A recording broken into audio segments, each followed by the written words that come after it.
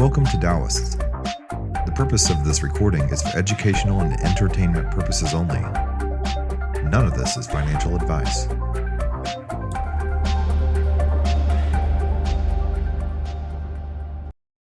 Hello and welcome to DAOists Live. My name is Eric Mack, and we're live here on Restream and also in the Discord server and on our Twitter account at DAOists_.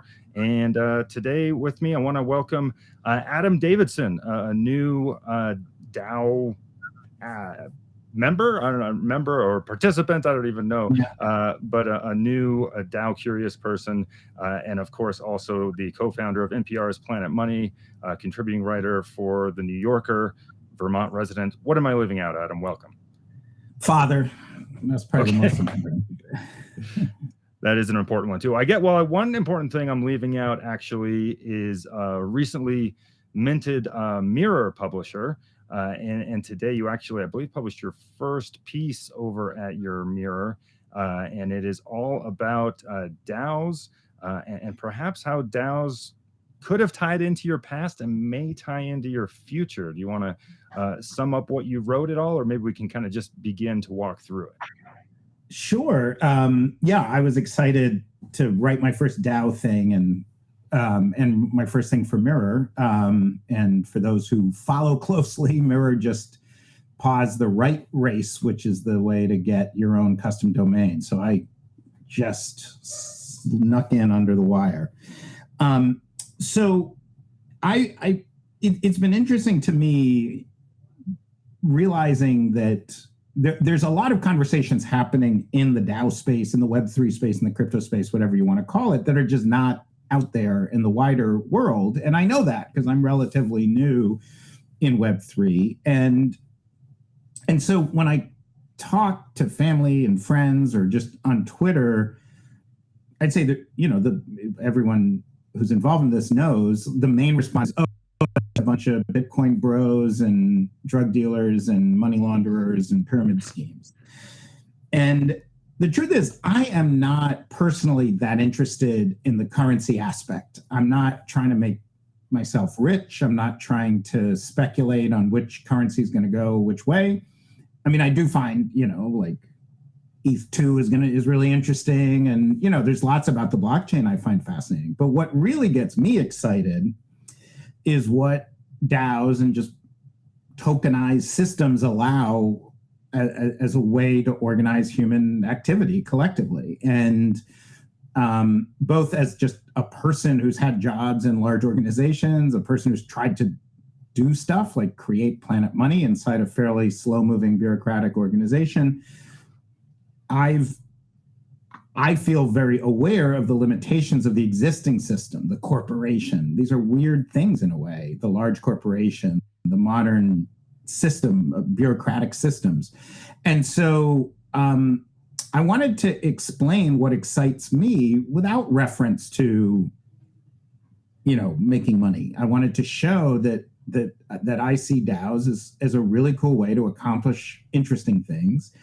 And it actually, to me, makes it more likely that I can achieve the goals that I've had for decades and that led me to create Planet Money in the first place. So that was the idea I wanted to get across in this first piece. I want to get to what those goals are, because that really jumps out at me. But one thing that hit me reading your piece just before we went live here was I recognized some of what you wrote, I feel like, from some of the discussions that you've actually been leading over in the Bankless DAO. And I'm curious if those conversations actually helped shape your thoughts at all.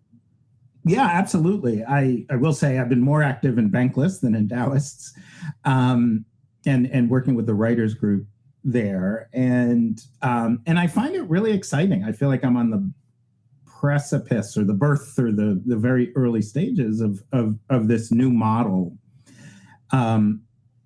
So that really is my main advice when people are like, what is this DAO nonsense? What is crypto? It's like, just look around and get involved in a DAO, see what it's like, and you're free to hate it. Like we can't stop you from hating it. You're free to hate it.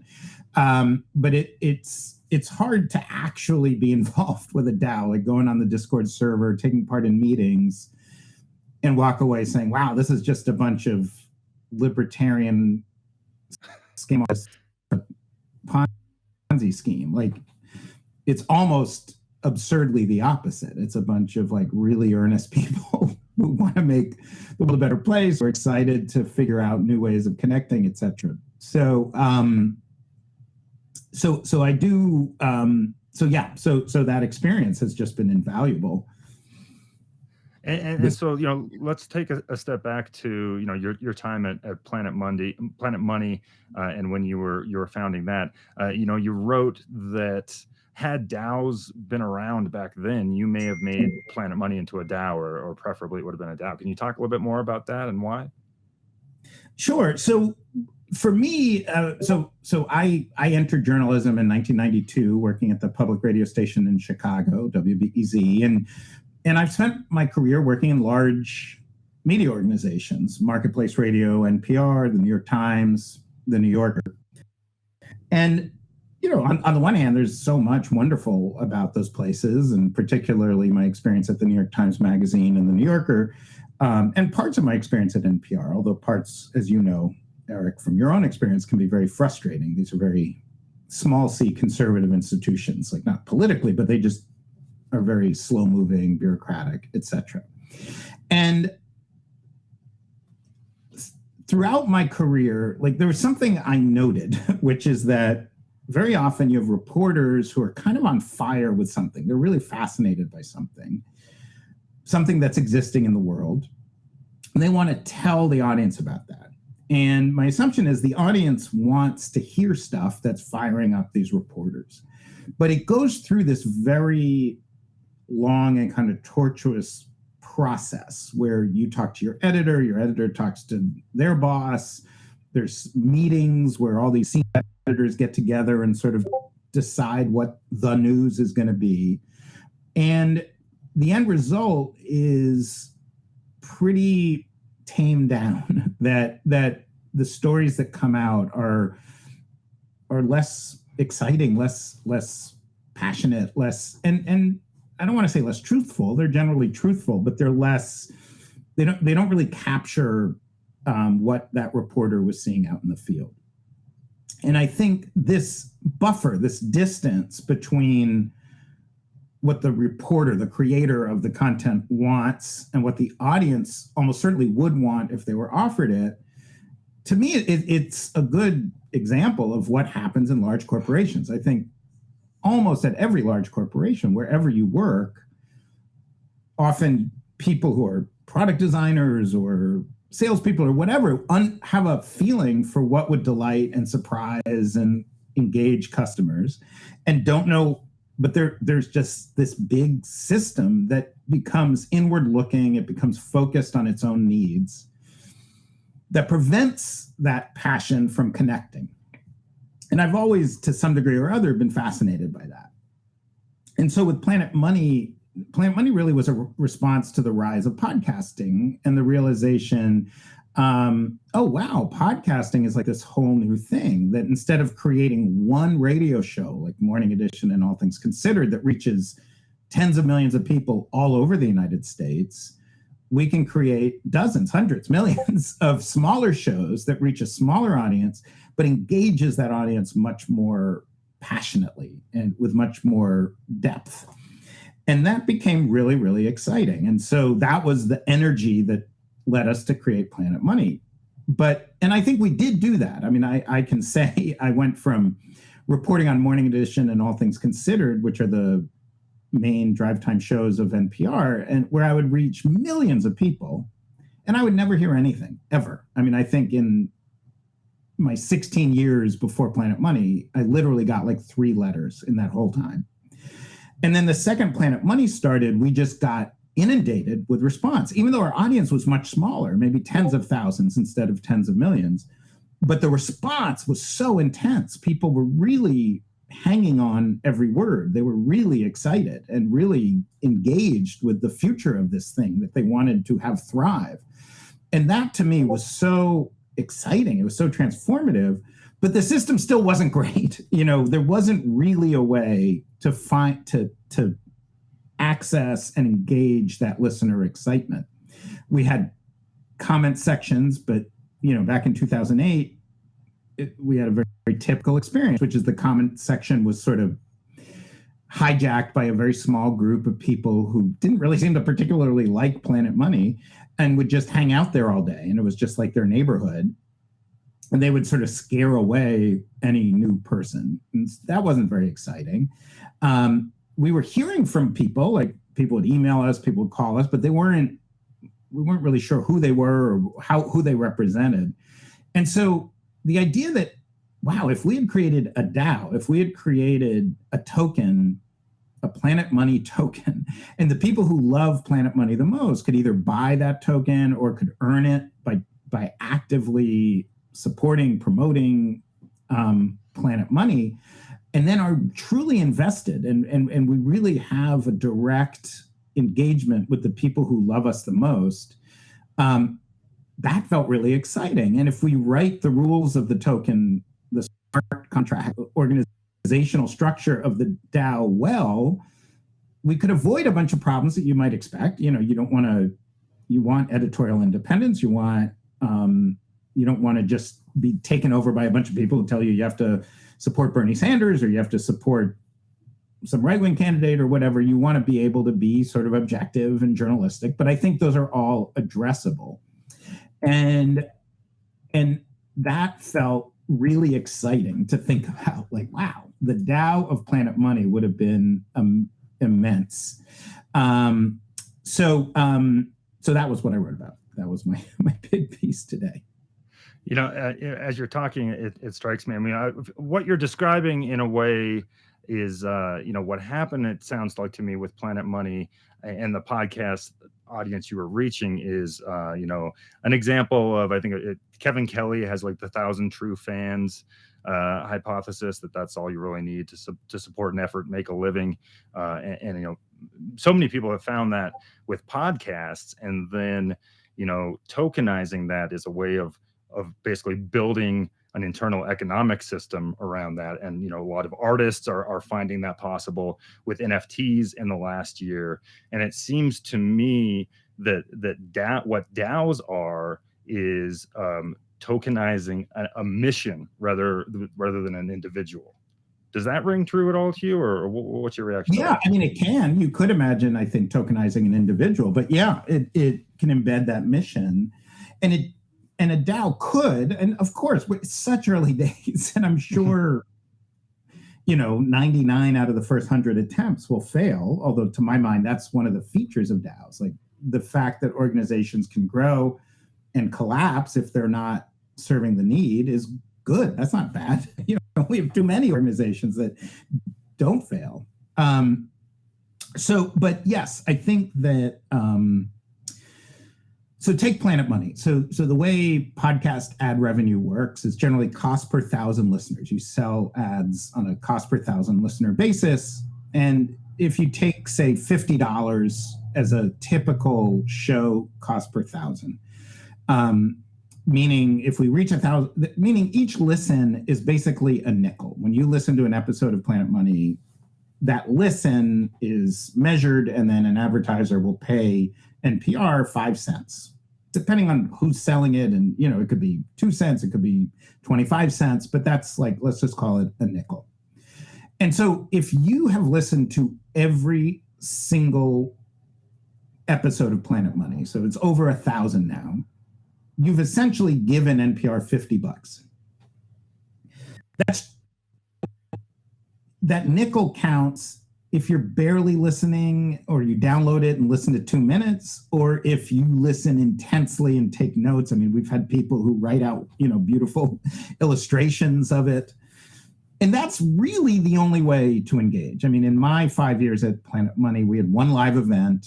We sold one t-shirt, both of which were really enthusiastically received. But basically, there was no other way to express your passion. And so it creates this flatness, this sameness that that is where we don't know where the spiky passion is. We don't know who's the audience who loves us the most, who's the audience who really wants us to succeed long term, who's the audience who's willing to really put some time or some money behind us. But if we had a token, and we could do this other ways, you could have a subscription. I mean, there's other tools you could use, but if we have a token and maybe different levels, different tiers, we really could measure that passion well. Now, one thing we might find out is actually a nickel's, we're taking advantage because people really only like us like a penny's worth on average per episode. Okay, but that's good information. That means we're not really doing the job. My hunch is we would find that we're way above a nickel, that people like us way more than that. Another thing I'm obsessed with is any ad-supported model, and this is something you hear all the time, if you're getting something for free, you're not the customer, you're the product. And that's very, very true. And so while any podcaster worth their salt is trying to serve their audience, at the end of the day, the people paying the bills are a small number of corporations. And it's not in my experience, it's not a direct corruption. It's not a, someone who's supporting you calls you up and says, hey, can you change your coverage to support us? That's not what's happening. But what is happening is we go for the things that sponsors like. Frequency is a big one. So if every episode is worth the same and every listen is worth the same, there's an incentive to do more shows and not make each show that great. Whereas maybe what people want is, I don't need you to do 2 episodes a week. I want you to do 8 episodes a year and make them unbelievably good. Maybe that would bring in more money and more support. Or 20 episodes, you could figure that out. So I think that it's, you can get so lost in blockchain and Solidity and Ethereum and Ethereum 2 and gas fees and all of that. But I always like to think, what is the fundamental human thing happening? And the fundamental human thing is there's a lot of people out there who want to know stuff about the world. They'd like, at least some number of them would like to know that from like passionate storytellers telling that through audio. And what is the system that allows the people who want to tell stories passionately through audio to connect with the people who want to hear those stories? What is that system? And I think that DAOs are a better approximation of that system than, or could be. It's so early, it's ridiculous to say that they are, but could be a better approximation of that system.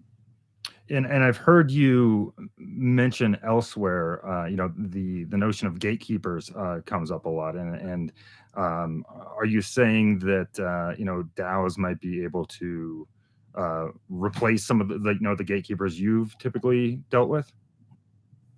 Yes, I think so. I mean, look, there's going to be terrible DAOs. There's going to be wasted DAOs. There's going to be DAOs that make a million problems. It's such a new era. But so I do like to keep pointing that out. But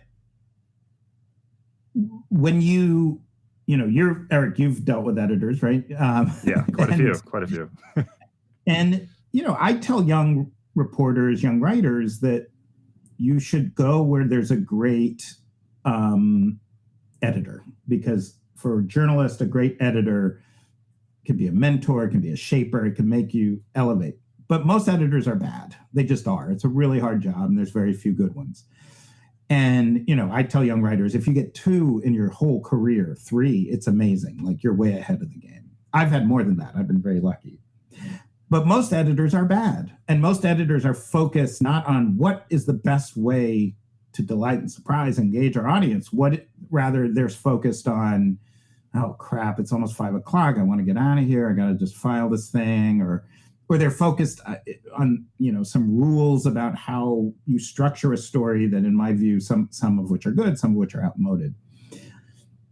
So that kind of gatekeeping, in my mind, and this exists in every type of corporation. I think everyone, even if they've never even thought about being a journalist, knows what I'm talking about. They know about having middle managers who aren't making the product better, making the engagement with the audience better, but are just in the way.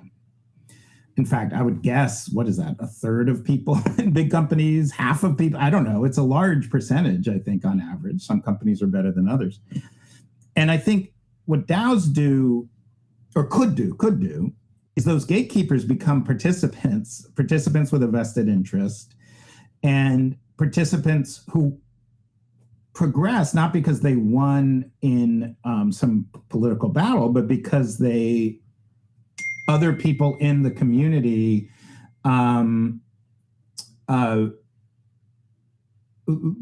other people in that same community were rewarding them, were giving them tips, et cetera. Again, I don't want to be one of those people who's all utopian, DAOs, crypto solves all problems, starting in 2022 or 23, when we have ETH2 and low gas fees, all of human life will be better and we'll all flourish. And, I don't want to sound like that, but I just think these propose some really exciting solutions to the problem of middle managers, the problem of gatekeepers.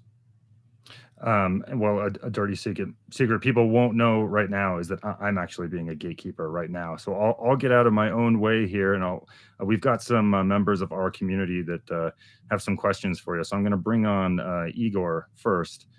Igor, you're live there. Say hey. And hey, Igor. Hey, and hey, Adam. Igor Alinsky here. Nice to meet you. I did have a question for you. You mentioned the ad-supported model of, maybe we can classify it as, Web 2.0. I know us DAOists, we love to talk about things in terms of Web 1, Web 2, Web 3. And maybe Web 2 could be classified by that sort of title of the customer became the product, right? And probably unbeknownst to them. Do you think, though, that advertising has a place in Web3? Do you think that there's a way to do advertising with the ethics and yeah, I do think so. Web3? Sure. I think that in my view, advertising isn't like inherently destructive, but I do think, here's something I often say: think of things you love, and like whether it's a book or a movie or whatever, how many of those things are primarily advertising supported? When something is primarily advertising supported, just the center of gravity, the energy, the focus is on reaching a mass audience and the least common denominator. I'm not saying that's always the case or that's but that's typically the case. But if advertising is a part of the mix, like look at the New Yorker. The New Yorker, I believe, is 2/3 subscription revenue from readers, 1/3 advertising. To me, that's a healthier mix, where the real way for the New Yorker to thrive is to make sure it continues. It's an expensive product. I mean, the subscription's like $150. And there's very few magazines like that. To make sure that several million people love it so much that they'll pay $150. And that, to me, creates all the right incentives within the organization, et cetera. I don't know that the advertising takes it away and might actually hurt if we took that away and we had to charge everybody $200 or $250. It might make the whole project harder. My instinct, though, is that if DAO members are part of the team kind of assessing advertisers, you are going to see more of a mix of profit.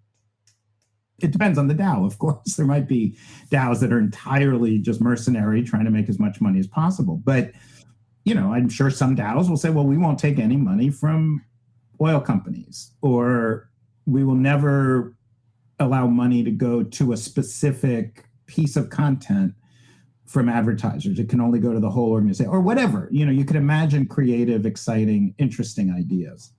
What you do see at media organizations is the advertising department, the salespeople have a huge influence on the frequency of content, on the length of content, the sort of the product of content, not the content of content. Yeah. And I want to say it really, I have never, ever even heard of it being like, oh, Goldman Sachs supports us, so we got to go easy on Wall Street. I've never heard anything like that. But what I have heard is we need more episodes. The advertisers want more episodes. Or I know you think the episode should be 15 minutes, but we've already sold a lot of inventory, so that episode really needs to be 25 minutes. And so that damages the core product. It diminishes our ability to serve our audience. Sure, but the freemium model, which has kind of proliferated, is such that people who maybe can't afford the full membership or some sort of product can get, they can be the product for a while and earn their way into the ecosystem, whereas folks who can't afford it and prefer not to get the advertising. Yeah, I like that model a lot. And by the way, it doesn't take a lot. Like with podcasting, I mean, I used to run a podcasting company. A subscription that's $3 a month can transform the economic picture of a podcast company. So it doesn't all have to be really expensive. When you're in a world where it's a nickel you get a nickel per listen. If that person starts giving you a dime, you're doubling your revenue, so it doesn't have to be like, oh, only rich people get it or whatever. It can really benefit the organization. Yeah, I also wanted to add on my experience in terms of the whole conflict of interest. So the only time I've ever seen an incident that approached that in which a parent company kind of weighed in on a review that was done of a product. And it was absolute chaos. I mean, people quit. It was a scandal. So yeah, I just wanted to say I've also never seen anything quite like that. Just kind of sticking up for the firewall between advertising and editorial. But let's bring on Steve, our founder here at DAOists. I know he had a few things he wanted to ask you. Hey, Adam. Well, thank you. First, Eric, thanks so much for organizing this, and Adam for showing up and joining our community for a little chat. I wanted to say, back to what you were saying earlier, I agree wholeheartedly about the potential for the DAO structure to transform organizations. And one of the things I was hearing you say that resonated a lot was how, the potential for the tokenization to kind of push some of the governance out to the edges, even within any organization. And I think one of the things I see, and maybe collectively we see, is how organizations, no matter what their structure now, maybe in the future adopting some of these principles and tools. And so wanted to get more of your thoughts on that, and then also maybe include, really curious, especially coming from Planet Money and finance, the regulatory aspects as we move to set all this up, governance and tokenization for ourselves. We are hyper aware of the potential for that to impact things. Yeah, absolutely. So yeah, I think on the governance side, there's a bunch of problems with the corporation. Like it's actually interesting. The corporation's a very weird entity, and it's a new entity. I mean, if the book I love, which I refer to in my mirror piece, is The Visible Hand by Alfred Chandler, which really is sort of a biography of the early days of the first corporations. And it's not until, the Civil War and after that you really see single institutions controlling the action of hundreds of thousands of employees spread across place and time. You might think of the Catholic Church or the militaries, but those really were very autonomous. A military commander, I mean, just read Abraham Lincoln's letters to his generals. Like, a military commander was really autonomous because they're just, what else are you going to do? There's no cell phones, there's no radio. so you, because of the telegraph and eventually the telephone, because of rail, you start seeing these large institutions that control the actions of tens of thousands, hundreds of thousands of employees from one central place, channeling it through a bunch of middle managers. And if you read Adam Smith, kind of classic economic principle, the way markets work. So if you're at all capitalistic and you like corporations, the way markets are supposed to work is the price signal. Activity is coordinated by rapidly changing prices that reflect supply and demand. And so it was a real puzzle in the 1920s, 1930s. These economists are like, wait, we're all in on the price signal, but we have these large, essentially socialistic organizations that have no internal price signal. People succeed, people fail, projects get approved or rejected or languish with no connection to the market. And it's a much longer conversation to discuss why that was. It basically comes down to transaction costs, that it would be extremely hard if you're General Motors, or even if you're just, a mom and pop bakery, to every morning, do everything with the price signal. Like, we're not going to have any long-term relationships. We're not going to have any employees. Just every morning, we're going to hire a whole new bunch of employees and negotiate salaries and teach them how to do their jobs. And, it turned out it made a lot of sense or it's not that it made sense. It's that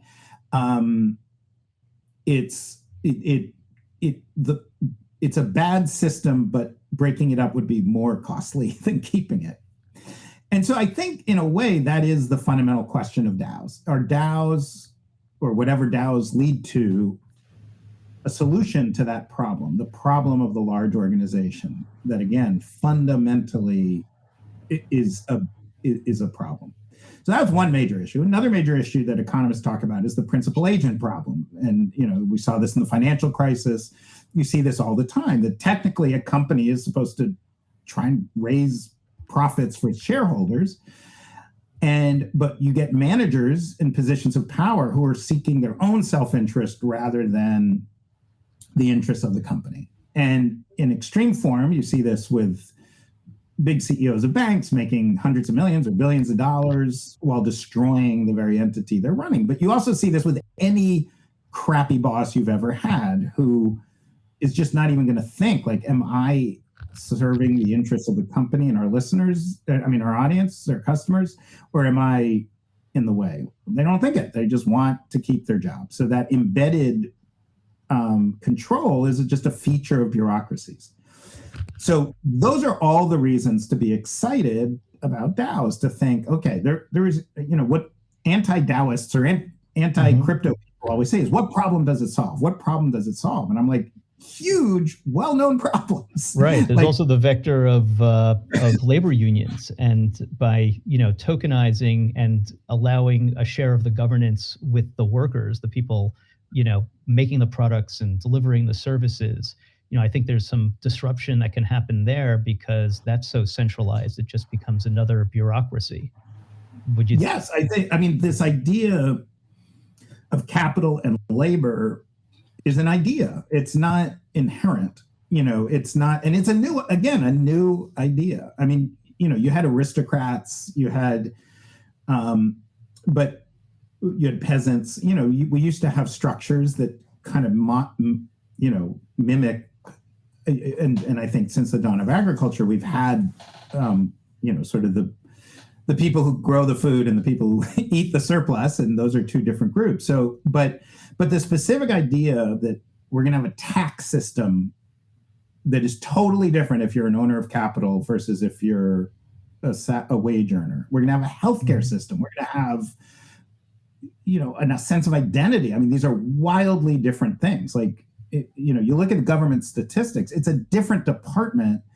Like, I've had periods where I had a W-2 paying, staff job, and then I started a little company, then I went back to a job, then I did some freelance projects, and I'm literally like leaving the Department of Labor as the entity that studies who I am and going to the totally different community at the Department of Commerce because I'm now a business. And I think that that's an artificial rigidity in our system.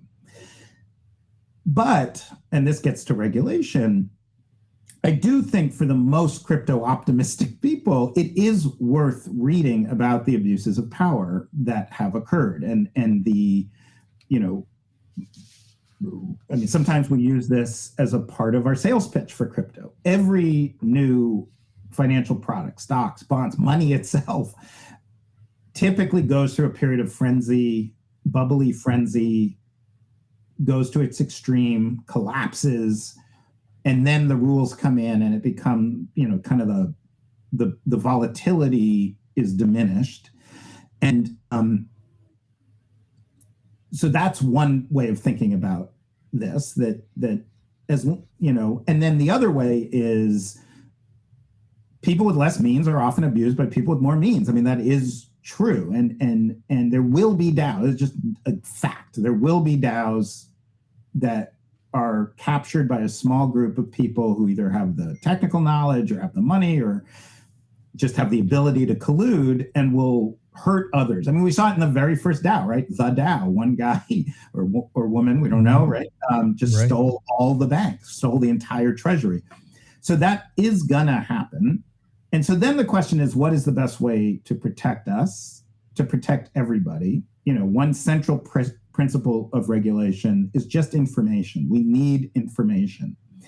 And, you know, in Wall Street, it's kind of absurd. You buy a stock and sure, you could look up the prospectus and it's 1,000 pages of legal gobbledygook designed to be impenetrable.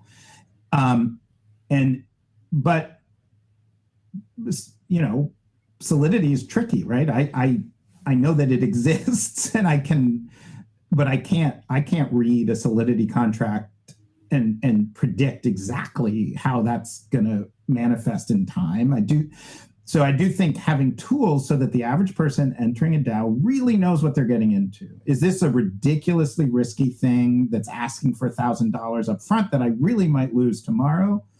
Or is this a slow growing thing where you really can control your level of input based on your level of comfort? All of those questions, I think, are key questions. But then, and regulators are going to be paying very close attention. Now, regulators, like everybody in a system, want to expand. They want to grow. So there will be earnest, decent regulators who simply think, all right, sure, if you're a crypto kitty, whatever, you just made $8 million on an NFT, fine. Just pay your taxes. Just pay your taxes. But, you know, my mom's asking me about crypto and my idiot cousin's thinking about investing in it. And I think they're being misled and I want to protect them.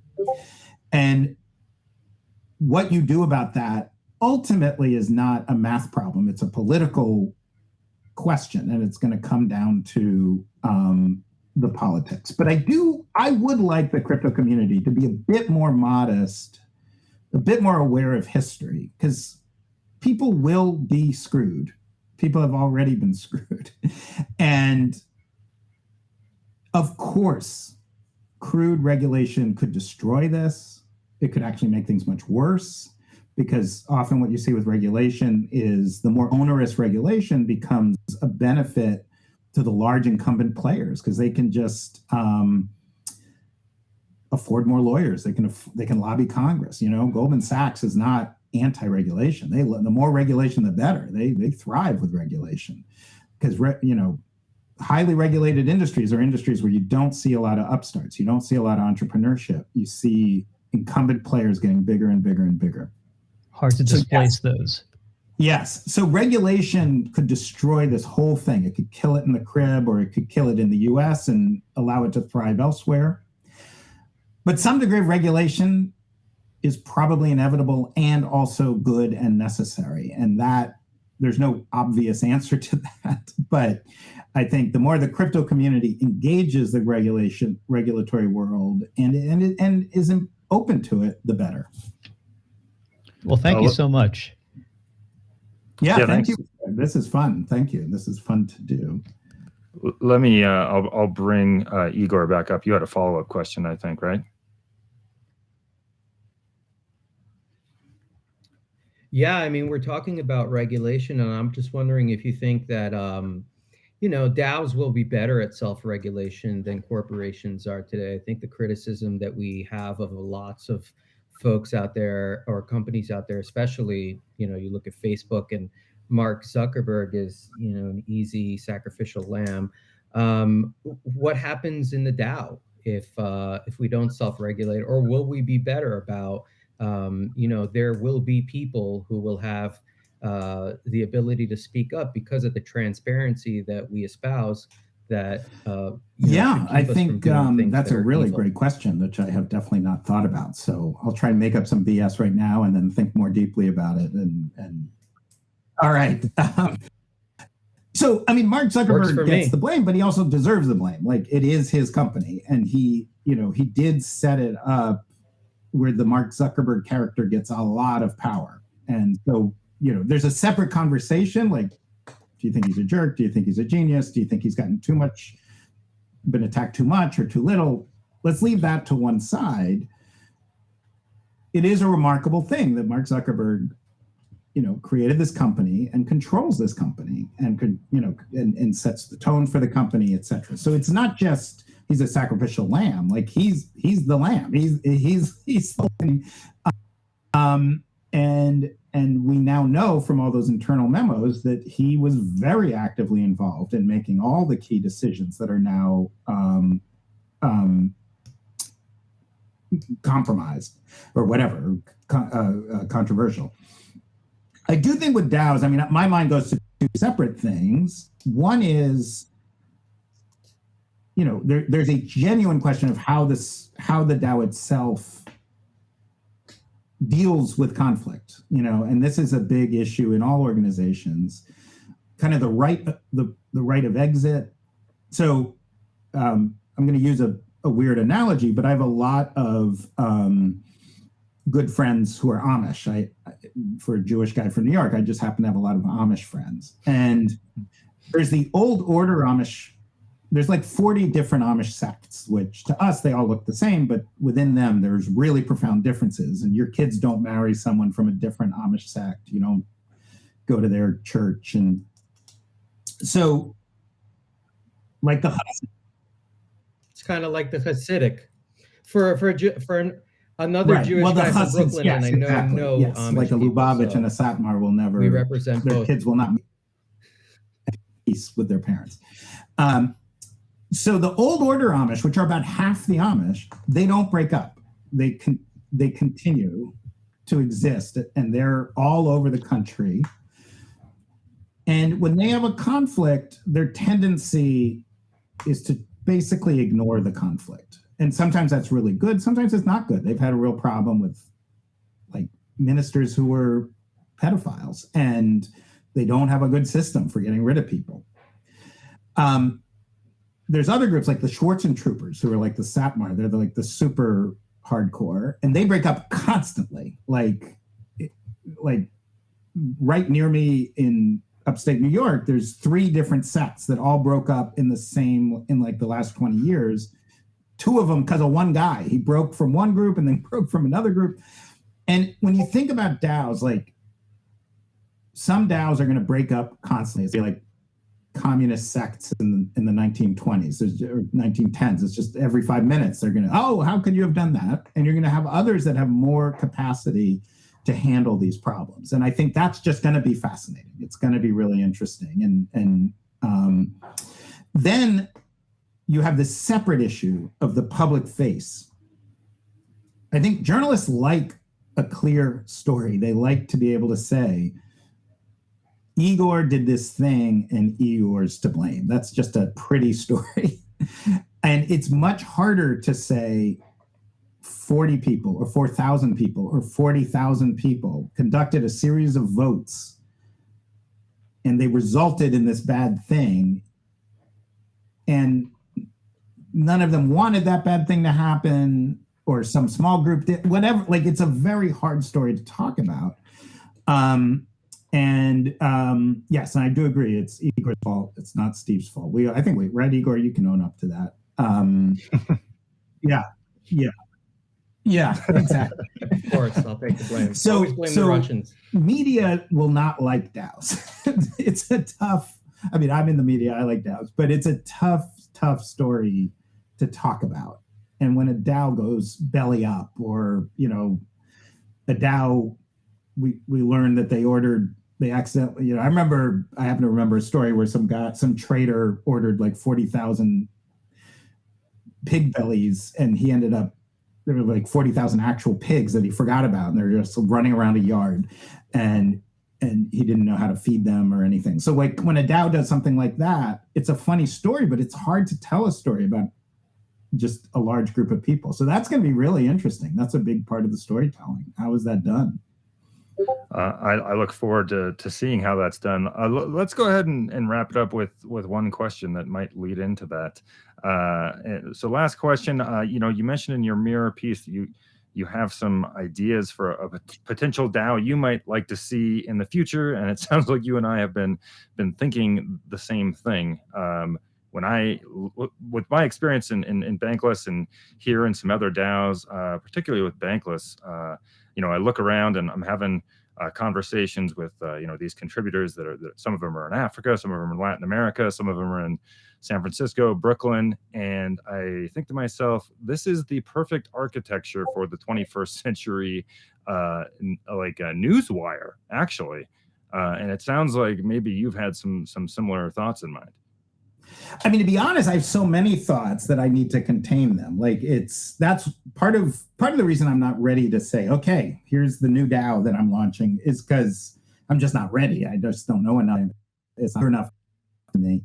But also part of it is it's so expansive. I think there's so many parts of journalism that DAOs can work on.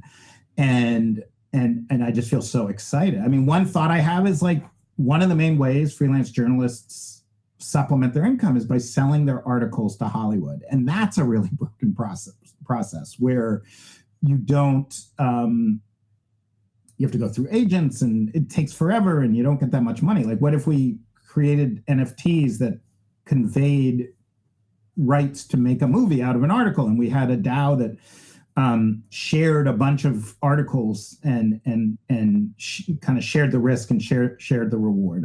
That's just one thought that gets me excited. Could a DAO support real investigative journalism, which is really struggling these days? Do you end up with more opinionated, kind of British style, left-wing DAOs and right-wing DAOs?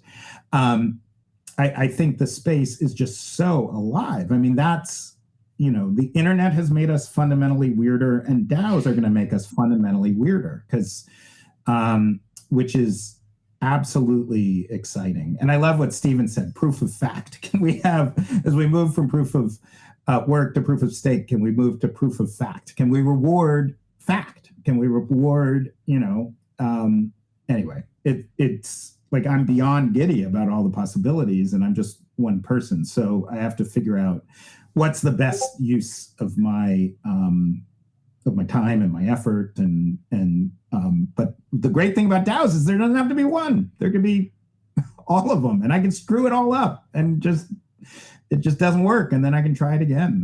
That's exciting. Right. Well, I look forward to whatever's next for you. I'll be watching part of it in Bankless, and hopefully part of it here.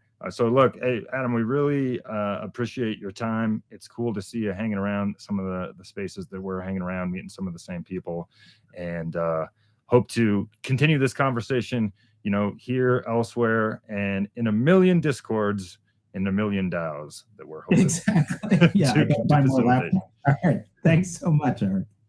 All right, take care. And thanks to Eureka John behind the scenes producing this, and thanks to all the DAOists, Igor and Steve, for joining us. And look us up, DAOist.xyz, now live on Web 2. Take care.